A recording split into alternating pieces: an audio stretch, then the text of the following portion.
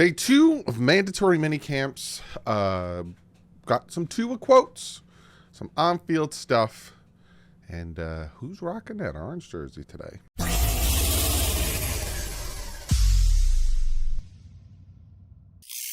What is up, Finn fans? Like I said, day 2, mandatory minicamps, one more day tomorrow. Then they take about a month and a half break. But I got a lot for you. Like I keep saying in every video, I got a lot for you. I got lists of videos, collabs, all that good stuff. So don't you worry.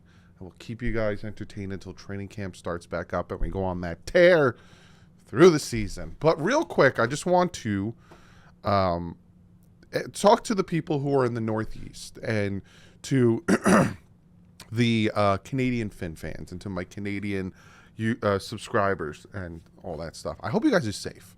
If you guys don't know, there's been wildfires in Canada. There was about 400 and something wildfires. They got it down to 200 and something, but it's still pretty bad. I live in Jersey. I live in Middlesex County of New Jersey, and this is what New York looks like. It's the smoke coming down from Canada is affecting the tri-state area pretty badly. You go outside. I go outside my house. There's this orange hue. You can see there's smoke everywhere, and it smells. It smells like smoke. So I just want to real quick say to the people who are affected, like myself, and obviously the people in Canada who are affected by these wildfires, stay safe. Stay inside. It's horrible outside. I love campfires, but this is a little too much. So I hope you guys are all right. I hope you guys stay safe and all that stuff. So I wanted to just say that real quick. So let's jump into this. Get a little bit of Mike McDaniel presser in here. With Tyreek Hill not participating in team drills this offseason, Mike McDaniel said it's more of a cautious at this point. He's dealing with some minor stuff, but if at any point we feel it makes the Miami Dolphins worse for someone to practice, he will not practice. That worries me that he says he's dealing with some minor stuff. But, okay. McDaniel and Robbie Chosen. Chosen has experienced a ton of success, but he's hungry to improve. Says he's one of the most open-minded players he's ever coached. He wants to be better, and he isn't just saying that. I will say this. I'm hearing very, very, very good things about Robbie Chosen. And again, that's his name. He has changed it from Robbie Anderson to Chosen Anderson to now Robbie Chosen. So it's on the back of his jersey. But he just wants to be addressed as Chosen. I'm hearing really good things about him. Now, again, it's OTAs. He's not really getting pressed. He's not, you could take a lot of what's going on with OTAs and mandatory minicamp with a grain of whatever you want. But I'm hearing really good things about him. Really good things. McDaniel said Tua in year 2 must take ownership of what he does and what everyone else does. And he's checked that box every day. McDaniel on what qualifies as a good day of practice ownership. Like he said, over everything he's doing, he's checked that box in every way. And proficiency in the offense. Tua is fluent in the nuances of the scheme. Tua has been consistent as anyone in practice, according to Mike McDaniel. It's the second year in the offense. This is the first time since college that he has been in a consistent offense. So he is getting more and more comfortable. He is understanding the nuances more and more. He's probably going to be audible like crazy. He's probably going to be commanding even more. And if he did as good as he did last year in this offense, I expect a huge step forward in the second year. I do not have my What Would Cameron Williams Do bracelet on. I know where he's at. We're at a healthy communication. Nothing wrong with that. It's down to the contract. He wants a contract extension. He's not going to come to mandatory minicamps. He'll probably show up for training camp, even if he doesn't get a new contract extension. But I'm not worried about it. I think that'll get done, and they're smart, hopefully. McDaniel says linebacker David Long has a minor tweak, but says it isn't that big of a deal. But has cost him in a few reps. We'll see where he is when we get back. Says he loves his energy and what he brings in the locker room. I'm excited for when he gets back on the field. Alrighty, David Long. banged up. Talking about Jalen Ramsey, he says he's a very talented individual in more ways than one. He has a history in a version of the scheme. He's fit right in with a lot of veterans here. I got a video of Jalen Ramsey I'm going to show you guys. On Tua, he says this dude is everything you look for in a starting quarterback in terms of professionalism. Again, to the people who are like, Tua sucks.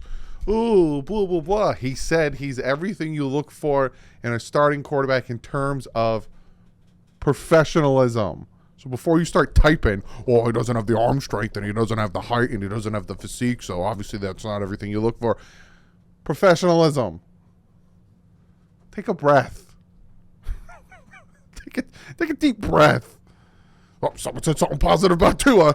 Well, Tua sucked in December, and, Tua got injured, and, Tua... McDaniel said Tua add muscle shows he put time in on his body, and that adds strength helps him in all his tasks. This dude is everything you look for in a starting quarterback. Again, he takes pride in making sure he does his job, but more importantly, he makes others better at their job. It's empowered him to really own that position. And again, starting to really get into that that captain role, like I talked about in a video a few days ago where he shut down the practice. He stopped the practice and was like, nope, that's it. You guys are doing it wrong. Love to hear that. Love to hear that. Love to hear growth. It's not stagnant. He's not just going through the punches. Love to hear the growth. So, rocking the orange jersey, Christian Wilkins. I think he's the first to do 2 times this offseason. I thought it was going to be Robbie. Chosen. Or A-Chain. But nope. Getting that jersey. Now to some on-the-field stuff. So, Alec Ingold. Looking real good. Caught a bunch of balls and looked really smooth in that department. To have found him short and intermediate with regularity. I'm not even going to try to say that again. Team period where they drove the field. Tua was 4 for 4 for about 40 sharp and decisive. From what I'm hearing, they weren't working on pushing the ball down the field. Obviously, that's something that they're pretty good at. From what I'm hearing, it was a lot of short passes. Bethel is having an awesome week. Interception off of Mike White. He's been tight in coverage. Good run fit on the forces and defenders. So X blew up his screen and forced a scoop fumble. They didn't mention who threw the ball. Run defense was largely solid, but Wilson and A-Chain found the second level had big runs. A-Chain might have gone the distance. Hunt, Jackson, Lamb win part of the blocking that sprung them from my vantage point. Robert Jones had a second-level block. Oh, yeah. And a nice Brooks run. So Hunt, Jackson, Lamb, and Wynn. I'm trying to figure out who the offensive linemen were and what position. Waddle is out there doing his things, making his moves. He took 2 passes from Tua, one over the middle, one on the sideline for huge gains. Deadwood Davis made a catch and a run for a long touchdown on a good throw from Skylar Thompson on tight coverage. Davis was ruled down around the 15. 2 plays later, caught a short pass and raced up the sideline for a score. Pretty impressive with the ball in his hand, smooth. Garrett Nelson had another really good day. Eric Uzakoma caught a bunch of balls. Javon Holland and Sean Elliott are working together really well. The rotation, the disguise, all that stuff is looking really, really sharp. That's one perspective. So this is, Connor Williams wasn't there, but everyone else pretty much was there. Brandon Jones was there. Braylon Sanders was there. All these guys were there. And then these are guys who were there but didn't participate. Teron Armstead, Channing Tindall, Jalen Phillips, Tyreek Hill, Nick Needham, Jalen Twan, David Long Jr., and Trill Williams. Running back, Raheem Mostert and Cedric Obohi. Tackle Gron Christian and defensive back Elijah Campbell and linebacker Malik Reed. So a lot of the second tier, third tier guys were getting a lot of looks. Eric Uzakoma was a frequent target in 7-on-7 works. Davis had a would-be sack on Tua Tagovailoa in 11-on-11 period. Met running back Devon 18 in the backfield on a run play. So Raekwon Davis is doing his thing. He's showing up. Davis had some catches in the late team period. See, they got to decipher between Raekwon Davis and the wide receiver Davis because this is just messing with people. Thompson overall had a fairly uneven day, but that pass was some kind of pretty where he hit Davis for 20 to 30 yards downfield. The only interception of the day, again, Bethel from Mike White, was intended for River Craycraft. Practice was very run heavy, so again, they're probably working on that run. Though the last pass of practice was an incompletion, Tua was sharp in 7-on-7s.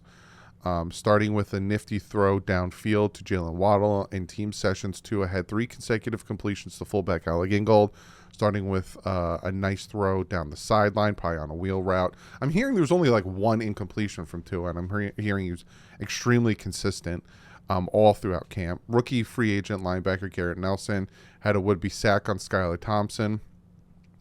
Fellow rookie free agent Mitchell Agood, again, was noticeable with a couple of pressures. This guy, I'm hearing really good things about him. Play where I talked about Xavier Howard causing a fumble, that was on Tanner Connor, who fumbled and then scooped it up. And then White's best pass of the day was deep cross to Eric Izukoma in his last 11-on-11 drive. So again, like I've been saying,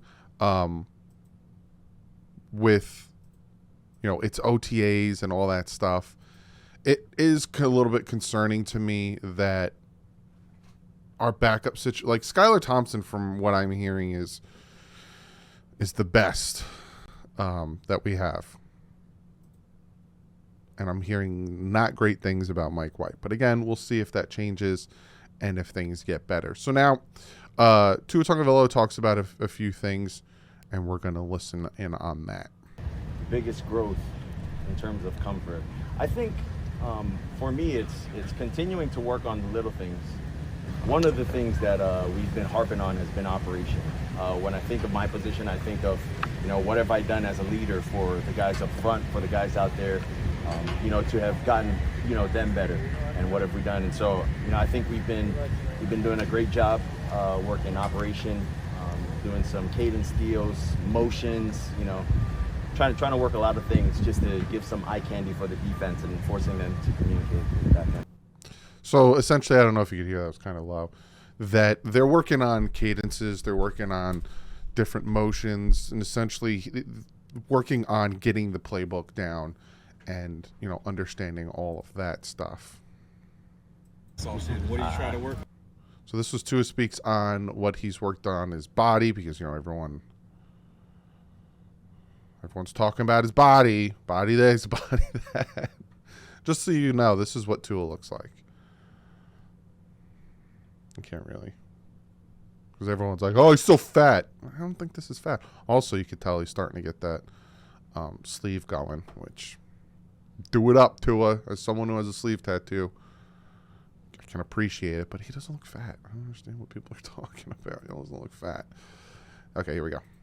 Well, I'm trying to work on everything. As much as I'm trying to work on throwing the ball, getting the ball to the guys, being able to push the ball a lot more downfield, getting in the playbook, I'm doing the same with my body. So, You brought up culture, right? And Coach McDaniel talked a little bit about bringing the right guys in. How much more important is that than some guy with a little more talent but not the right attitude?